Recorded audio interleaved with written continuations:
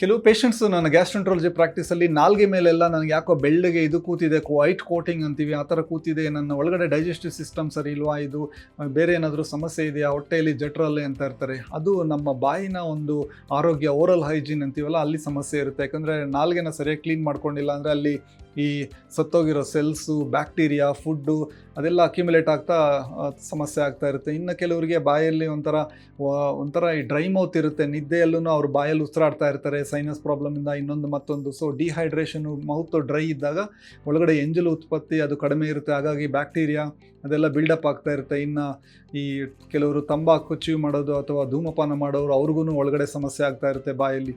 ಕೆಲವರಿಗೆ East infection, Candida ಅಂತೀವಿ, ಅದರಿಂದನೂ ಒಂಥರ ಥಿಕ್ ವೈಟ್ ಒಂಥರ ಕೋಟಿಂಗ್ ಥರ ಬರುತ್ತೆ ನಾಲ್ಗೆ ಮೇಲೆ, ಎಸ್ಪೆಷಲಿ ಶುಗರ್ ಇರೋರಿಗೆ ರೀಸೆಂಟ್ ಆ್ಯಂಟಿಬಯೋಟಿಕ್ಸ್ ತೊಗೊಂಡು ಅಥವಾ ಅವ್ರ ಇಮ್ಯೂನ್ ಸಿಸ್ಟಮ್ ವೀಕ್ ಇದ್ದರೆ.